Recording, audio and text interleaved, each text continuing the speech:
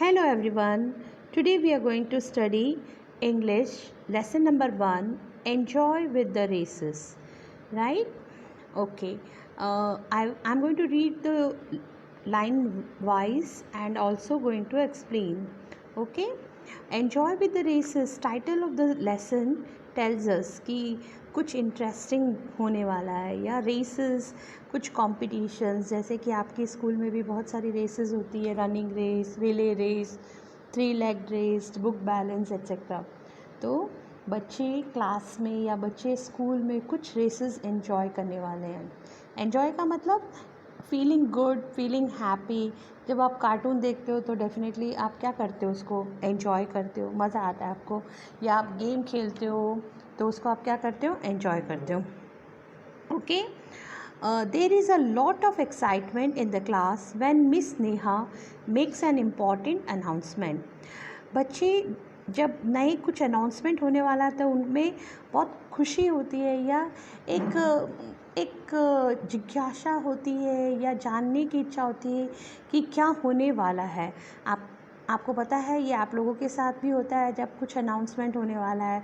Suppose next day we are going to celebrate Diwali, तो दिवाली में आपको क्या क्या करना है एंड ऑल, क्या क्या कंपटीशन होगी, तो ये सब सुनकर हम एक्साइटेड होते हैं। ठीक है, तो मिस नेहा ऑब्वियसली मैम है जो अनाउंसमेंट करने वाली है। अनाउंसमेंट का मतलब क्या होता है, एक स्टेटमेंट जिससे हमें पता चलता है कि क्या करना है। लाइक जैसे आपकी स्कूल में अनाउंसमेंट होता है कि टुमारो विल बी हॉलीडे, या tomorrow we will celebrate Gandhi Jayanti, या tomorrow will be a Diwali celebration, so all of you have to come in colour dresses. तो ये क्या कहलाता है, अनाउंसमेंट। स्टेटमेंट जो हमें बताता है समथिंग, ठीक है, tell us about something. We are going to have an inter-class sports competition next month. Everyone has to take part. तो मिस नेहा अनाउंसमेंट क्या कर रही है, अनाउंसमेंट कर रही है कि इंटर क्लास कंपटीशन होने वाला है। किसका, स्पोर्ट्स का। स्पोर्ट्स यानी सबको पता है गेम्स, कुछ गेम्स इवेंट्स होने वाले हैं नेक्स्ट मंथ, और उसमें सब बच्चों को पार्टिसिपेट करना भी कंपलसरी है। तो मिस नेहा ने बोला कि नेक्स्ट मंथ में स्कूल ऑर्गेनाइज करेगी inter class competition, inter class sport competition. Inter class का मतलब होता है एक क्लास का दूसरे क्लास के साथ, ठीक है। और आपको पता है बहुत सारी स्कूलों में क्लास वाइज कंपटीशन होते हैं, कई सारी स्कूलों में पूरे स्कूल को डिवाइड कर दिया जाता है हाउस वाइज, ठीक है। तो यहाँ पर इंटर क्लास स्पोर्ट कंपटीशन होने वाला था, ऐसा मिस नेहा ने अनाउंसमेंट किया। ये अनाउंसमेंट सुनते ही ऑब्वियसली बच्चों में क्या होगी, बहुत खुशी और एक्साइटमेंट भी थी। कौन कौन सी रेसेस होने वाली है, क्या क्या होने वाला है, they wanted to know. Okay, we will have different kinds of races, 100 meters, a relay race and 3 leg race. Choose the race you want to take part in and give me your names. फिर miss Neha ma'am ने आगे announcement ये किया कि पहला announcement तो यही था कि अगले महीने में नेक्स्ट मंथ में इंटर क्लास स्पोर्ट इवेंट होगा। अब इसमें मैम बता रही है कि कौन कौन सी रेसेस होगी। 100 मीटर्स का मतलब आप जानते हो ना, भाग के जाना होता है, या रनिंग रेस मान लो जहाँ पर 100 मीटर्स आपको रन करना होता है। और एक रिले रेस है जिसमें रिले रेस एक टीम इवेंट होता है, 4 स्टूडेंट्स होते हैं, उनके हाथ में कुछ डंडा या कुछ भी रॉड या कुछ होता है, तो 4 अलग अलग पोजीशन पे खड़े होते हैं और चारों को एक दूसरे को वो रॉड देनी होती है और फाइनली डेस्टिनेशन पर भी पहुंचना होता है, ठीक है। और 3 लेग रेस तो बच्चों आप सब जानते हो, अपनी स्कूल में भी हम बहुत बार ऑर्गेनाइज करते हैं, जहाँ पे 2 जनों का पैर क्या किया जाता है, एक पैर बांध दिया जाता है और फिर उनको रनिंग रेस करनी पड़ती है, ठीक है। तो 3 लेग रेस, ये 3 इवेंट्स के बारे में मिस नेहा ने अनाउंसमेंट किया। और मिस नेहा ने और ये भी कहा, choose the race you want. इसका मतलब क्या हुआ, आप जिस रेस में पार्टिसिपेट करना चाहते हो वो चूज़ करो, आपके पास फ्रीडम है, कोई कंपल्शन नहीं है कि आपको इस रेस में पार्टिसिपेट करना है, इसमें नहीं। जो रेस आपको चाहिए या जिस रेस में आप पार्टिसिपेट करना चाहते हो उस रेस को चूज़ करो। Okay, obviously children were very very happy and excited they sound miss Neha and started calling surrounded. वो नेहा मिस नेहा के पास चले गए और उनसे बहुत सारी बातें पूछने लगे कि मैम क्या है क्या नहीं है, about the games also, and they wanted to give their names also. तो मिस नेहा ने सबको बोला calm down, take your own time, decide your race, फिर मुझे बताना, ठीक है। I want you to come one by one and to my table. जब एक साथ सब बच्चे बोलेंगे तो मैम को कुछ समझ में आएगा क्या? नहीं ना, वन बाई वन। तो मिस नेहा ने बोला सब एकदम काम हो जाओ, शांत हो जाओ, sit down and come to me one by one and give me your names in which competition you want to participate. Okay, then children started again telling, ma'am, I want to take part in the relay race, may I choose my team before I give you the names? Obviously मैंने पहले ही आपको बता दिया, relay race एक team event है जहाँ पे 4 students की ज़रूरत होती है। तो कुछ स्टूडेंट मैम से इंक्वायर कर रहे थे, मैम रिले रेस तो टीम इवेंट है, तो क्या मैं अपनी टीम मेंबर को सेलेक्ट कर लूँ, मैं रिले रेस में पार्टिसिपेट करना पाता हूँ?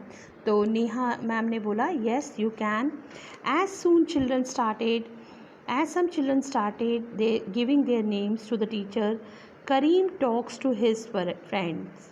करीम अपने फ्रेंड से बात कर रहा है और डेफिनेटली रिले रेस एक टीम इवेंट है जहाँ पर आपको पता है जब 4 मेंबर्स या 4 टीम प्लेयर्स होते हैं, वो सारे के सारे टीम प्लेयर्स अच्छे से या फास्ट रन करेंगे तभी ये रेस जीती जा सकती है। तो करीम क्या चाहता है, उसकी बेस्ट टीम हो और वो विन करे, तो he want all the fast runners of his class. तो उसने बोला जो भी उसके फास्ट रनर फ्रेंड्स थे, जैसे कि उसने नाम दिया है राजू एंड सुमन का नाम दिया हुआ है, they were both fast runners and he wanted to take them in his team. तो राजू एंड सुमन से उसने पूछा क्या आप मेरी टीम में आना पसंद करोगे? तो उन्होंने रिप्लाई किया येस।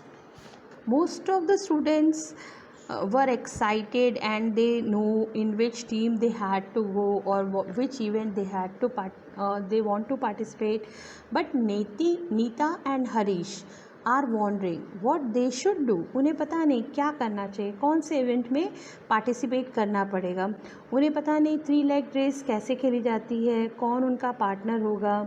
तो फिर उन्होंने दोनों ने डिसाइड किया कि चलो हम 3 लेग रेस में पार्टिसिपेट करेंगे और अपन दोनों पार्टनर होंगे। ओके, कौन कौन? Nita and Harish became the partners, ठीक है। फिर नीता बोल रही है कि डोंट वरी, चिंता मत करो, हम दोनों अच्छे से 3 लेग की प्रैक्टिस करेंगे और फिर डेफिनेटली प्रैक्टिस से हम जीत भी जाएंगे। Don't worry, I will show you, each of us has to tie one of our legs together so we will run with 3 legs. Okay, next day क्या होता है, दे गो इन द गार्डन। जब उनका स्पोर्ट्स पीरियड होता है तो garden में जाते हैं and they try to tie their legs and start practising together. Nita और हरीश को सोचते हैं कि आज से हम अपनी प्रैक्टिस शुरू करेंगे, लेकिन उन्हें एग्जैक्टली पता नहीं होता है कि लेग्स कैसे टाई करें। उन्होंने लेग्स गलत टाई किया, एक का फेस फॉरवर्ड था और एक का फेस बैकवर्ड था, दोनों ने लेग टाई किया तो मूवमेंट करना बहुत डिफ़िकल्ट हो गया और वो मूवमेंट नहीं कर पाए, ठीक है। फिर उन्हें रियलाइज़ हुआ कि जो उन्होंने लेग टाई किया वो गलत है। तो उन्होंने सोचा कि they are going to remove the rope और ओपन द रोप, और वापस उन्होंने टाई किया। Okay, this time they try to tie nicely, दोनों का फेस फ्रंट में है, लेकिन आपको पता है टाइट भी जब बहुत ज़्यादा टाइट हो जाता है या बहुत ज़्यादा लूज़ भी हो जाता है तो भी प्रॉब्लम होती है। ओके, तो अभी भी वो कंफर्टेबल नहीं थे और जब वो भाग रहे थे तो उनके हैंड्स और लेग्स एक दूसरे से क्रॉस हो रहे थे या लग रही थी, ठीक है। Nita and Harish tied their legs again, but something is still wrong. You have to slow down. एक फास्ट जा रहा था, एक स्लो जा रहा था, तो दोनों में जो मोमेंट होना चाहिए या एक साथ भागने की जो प्रैक्टिस थी वो नहीं हो पा रही थी, दोनों एक साथ पेस मेंटेन नहीं कर पा रहे थे, तो बार बार उनको चोट लग रही थी। तभी मिस नेहा ने भी ऑब्ज़र्व किया कि वो प्रैक्टिस कर रहे हैं और उन्हें डिफ़िकल्टी आ रही है, तो miss Neha sees them and comes over to help.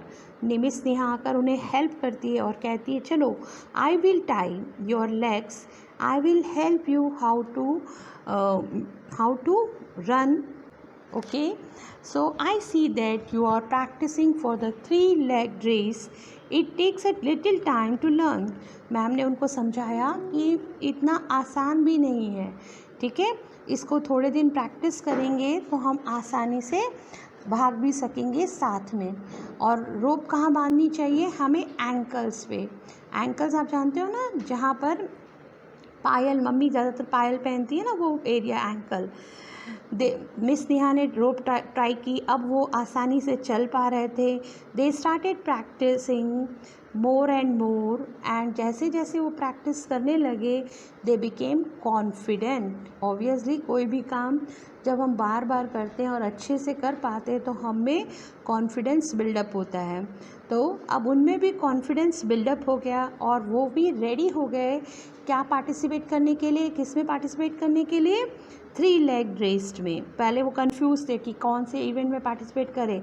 Now they know in which event they can participate. उन्होंने डिसाइड कर लिया दोनों, नीता एंड हरीश किस में पार्टिसिपेट करने वाले हैं? 3-leg रेस में. और वो दोनों आपस में बात भी कर रहे हैं कि अब वो बेटर और फास्टर भी रन कर सकते हैं. Finally, the day came when sports day was announced, and the day on which they are going to play matches. Karim's team, आपने सुना था स्टार्टिंग में चैप्टर के पहले करीम टी ने एक टीम बनाई थी और उन्होंने क्या किस में पार्टिसिपेट करने का सोचा था? आपको याद है ना? रिले रेस में. ठीक है, तो करीम की टीम विन हो चुकी थी किस में? रिले रेस में. Then it is the time for 3-leg race. अब आ गया टाइम. और आपको पता है कौन पार्टिसिपेट करने वाला था? हरीश एंड नीता. उन्होंने भी अपनी प्लेसेस ली और बहुत सारे और स्टूडेंट्स भी थे. जब हमारी एग्ज़ाम्स आता है या कोई कंपटीशन होती है तो डेफिनेटली हमारे फ्रेंड्स हमें बेस्ट ऑफ लक बोलते हैं. तो सिमिलरली उनको भी सब ने बेस्ट ऑफ लक बोला और रेस स्टार्ट हुई. ठीक है, रेस स्टार्ट हुई और नीता और हरीश ने काफ़ी कुछ अच्छा किया. They run very well and they do not fall. वो गिरे भी नहीं. ठीक है, और जब हम देखते हैं लास्ट में कि उनको कौन सी पोजीशन मिली?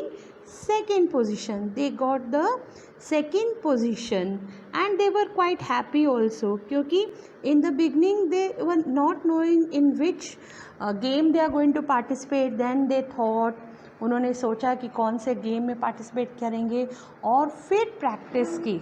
ओके, प्रैक्टिस करने के कारण वो कौन सी पोजीशन ले सके? सेकेंड. थ्रू दिस लेसन एक मैसेज भी मिलता है हमें.